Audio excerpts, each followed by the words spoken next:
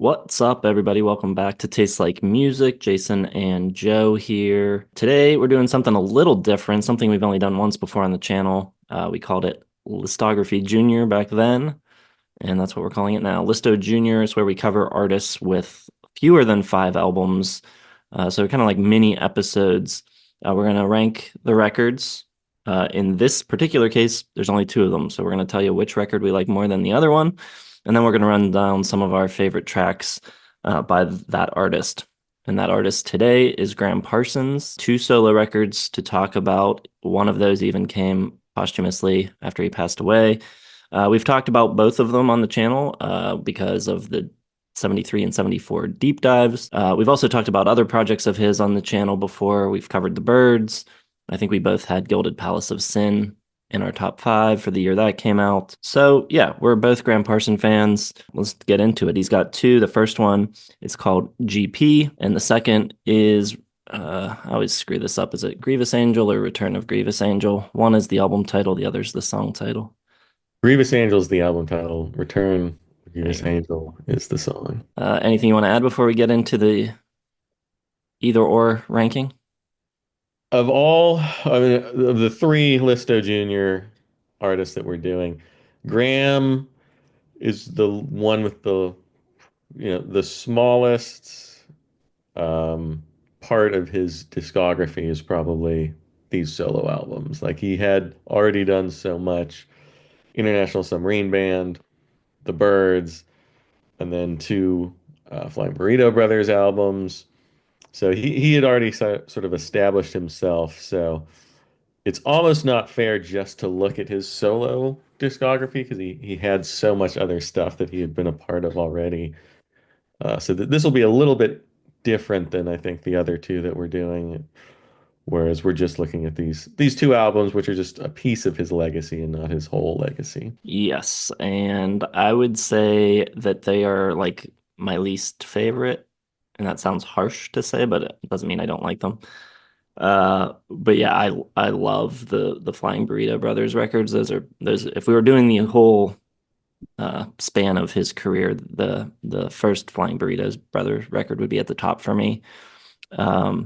Sweetheart of the Rodeo would be up there as well. I think that was kind of like the peak of his career, those two projects. And um, I think there could have been more on that level. But the two solo records, if you recall from the deep dives, are both 4.5s for me. They're not quite five-star records. So I think they're great. I like them both a lot. But yeah, I think there's actually better material from Graham. Yeah, so just turn this episode off and just go listen to Flying Burrito Brothers. No, I mean I love Graham. He was the one of the forefathers of country rock.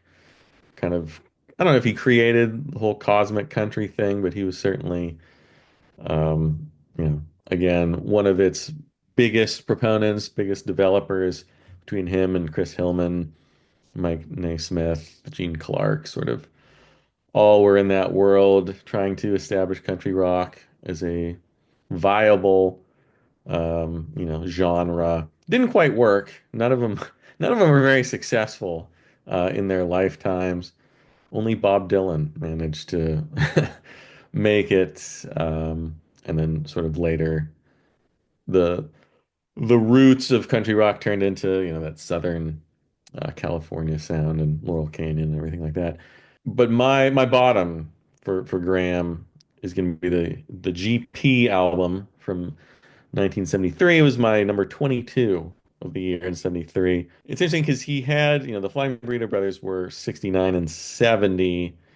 And then I don't know what he was doing, probably drugs in between those two periods because 73, his first solo album comes out. As far as I'm concerned, Graham basically batted 1,000 on his original songs.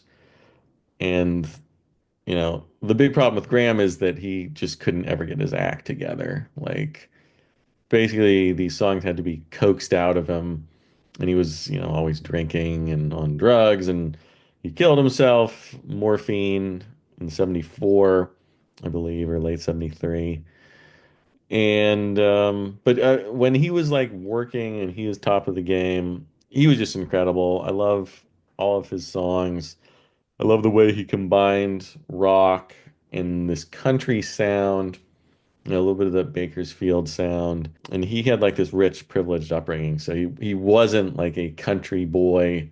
He's sort of like a CCR situation where like these guys weren't from the area that they were, mining their inspiration from. But GP is a great one. It was originally going to be produced by Merle Haggard, which is interesting, and he backed out at the last moment, which really hurt Graham. I don't know if he ever got over that one. But they got Rick Greck from Traffic to produce it. They got a bunch of Elvis's band members to play on it. Some really great players: Glenn Hardin, James Burton, Al Perkins, Byron Berline, Buddy Emmons. Just a great array of just incredibly talented musicians. Emmylou Harris has a bunch of backing vocals, a nice duet on Sweep Out the Ashes in the Morning. So it's got this great evocative country sound to it, sort of a mix of, Memphis and Bakersfield. Parsons brings in a little like R&B and blues in this one too. I think this might be the best example of like the range of influences in his repertoire. And you just have Parsons's voice. I love that like imperfect quiver in his vocals, and the way he would harmonize and work with Emmylou Harris. I think is just amazing. It's up there with like George Jones and Tammy Wynette or Conway Twitty and Loretta Lynn as far as like people who were made to sing together. And her presence on this album definitely shouldn't be taken for granted because I don't know if this was her first like first appearance, but it was very early in her career, and you can tell that she's just an amazing singer. And yeah, the tunes are great. I love all his originals. Still Feeling Blue, Song for You, She is this amazing ballad. How Much I've Lied is great. Big Mouth Blues is sort of almost like a Stonesian kind of like raunchy little tune at the end. There's some great covers on here as well. Streets of Baltimore, written by Harlan Howard, who wrote a bunch of those Buck Owens tunes. Classic Three Chords and the Truth type song. Country Heartbreak. Yeah, it's great. He sings everything with such conviction. There's that great, pedal steel and fiddle and everything on here. Kiss the Children, got like Jordan backing vocals from the Elvis Boys. Classic country, classic tunes. It all feels and sounds like classic material. Like even his originals, I think, stand up to the classic covers that he's doing. And he just has a great way of inhabiting that like country sound and the country feel, even though he's kind of a pretender in the sphere. And I think, he was always like really nervous to be around all these great players and everything, but they got it out of him. They got GP, and I think it's just a really great solo album, 4.5 stars, and a great variety, a great sort of example of all the things that he could do and all the things that he pulled in for his unique sound. All right. Well, we are actually split on this. My bottom is Grievous Angel. And I don't know. I think, like I said before, both are excellent records, both pillars of, cosmic American music, which I think he coined that term, but also like alt country, country rock, all of the different ways that country intersects with rock music. I think Graham and these records are an important part of that. But I think these two records are very similar. I don't think there's a huge difference. You get a lot of the same players on them. You got Emmylou on both of them. For me, this one is just ever so slightly weaker because I think it feels just a tiny bit less unified. And I think, opening side two with that medley where it feels kind of live, it kind of takes me out of it a little bit. Doing Love Hurts, which is such a well-known song, it feels a little bit more like a cover to me, and it doesn't feel like he owns it as much as some of the other covers on the other records. So I mean, it's really close, similar in style, similar in sound, The originals, I think, are of equal quality on both records. So it's razor thin, but really it's that medley, that live medley opening side too, that just I think brings this one down below GP, just the tiniest bit. Yeah, it's pretty close to for me as well. GP just a little bit behind, and it might just be because Grievous Angel was like one of the first country rock albums I really listened to, and I just have more experience with it. It is my number one, 1974. I have it at 5 stars. However, it's one of my favorite country rock, one of my favorite, cosmic American type albums. And yeah, I think they're pretty similar in the way they sound, the composition, having Emmylou Harris, who has I think even a little more to do with Grievous Angel. I believe she was supposed to get title billing alongside Gram Parsons and Emmylou Harris, but Graham's widow, who did not like their relationship, although she claims it was strictly professional, she put the kibosh on that. So it was just a Gram Parsons album released posthumously, like Jason already said. And I have this one above, medley notwithstanding.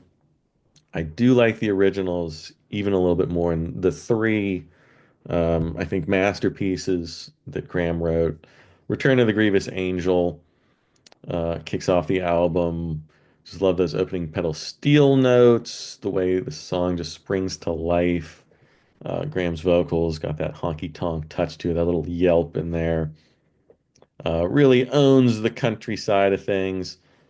And then Brass Buttons and $1,000 Wedding, which, you know, they almost don't feel like country tunes. Like they're kind of a little bit like just rock ballads with country instrumentation. Especially $1,000 Wedding has this long, winding story, these great builds. And I think the sound of this album's a little slicker, a little bit better sounding as well. And I do disagree. I think this version of Love Hurts is the definitive version. Uh, I think it was the song that those two were made to sing together. And I really can't hear any other version other than this one. So, I mean, they're close. I think this is just a little bit better as far as the originals go. I mean, it's pretty darn close. Either one's probably a fine answer. Ooh, Las Vegas, Closer, and My Hour of Darkness are all great.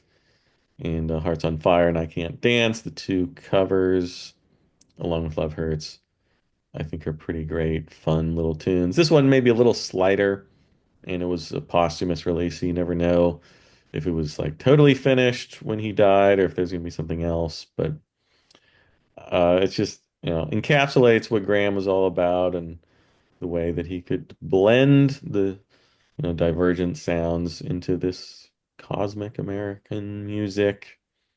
And yeah, I think it's great. 5 stars. My favorite Graham Parsons album that he released solo. Probably not my favorite if you brought in Flying Burrito Brothers and the Byrds, but still great. My number one is GP. Yeah, you pretty much covered it. But a lot of great songs. His originals are great. I love She, Streets of Baltimore, which is not an original, is my favorite cover probably that he ever did. I think that's an excellent version. And yeah, just it feels really unified and together. And, maybe the fact that it's not posthumous helped in it being a little bit more fully realized. So still 4.5 for me. I like it a lot. I think it's great. Pretty much a must listen, but not quite 5 stars for me, which I think that designation belongs to the Flying Burrito Brothers. All right, shall we get into our top 5 songs? Yeah, why not? Well, my number five, I'm gonna go with I'll go with Still Feeling Blue from GP.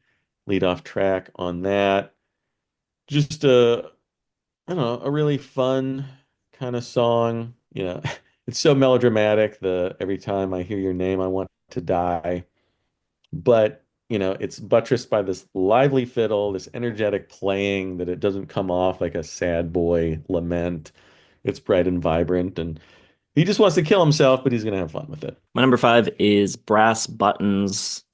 Just really achingly beautiful vocals from Graham, and I love the weepy pedal steel, and I think that provides a great hook to the song as well. That is my number four. Pretty much what you just said. It just feels like a classic tune. Could have been written by a Harlan Howard or somebody, one of the country greats. And I think that says a lot about how good Graham was at channeling that kind of country emotion. My number four is Return of the Grievous Angel, which I think is one of the great anthems of the country rock genre. It's a great duet with Emmylou. You also have Byron Berline on there, as well as future Eagle Bernie Ledden. My number three is She from GP. All rhymed. Just a fantastically successful merger of country and I don't know, there's like a soul R&B kind of undercurrent to it. Just sung with such conviction, the soulful vocals, just enough country instrumentation. Just a great example of Graham's, dalliances in two different genres and the way that he could pull it together and make it sound real and, like a classic tune. My number three is Streets of Baltimore. This is the only cover on my list, written by Tomple Glazer and Harlan Howard. It's just a classic, great country song. It's got a great melody, and I think Graham does a great job of like pulling you into the story with his vocal delivery. Yeah, my favorite cover of his. My number two is Return of the Grievous Angel. Like I said when we were discussing the albums, just those great opening pedal steel notes and the way it springs to life right out of the gate just brings you right into the album.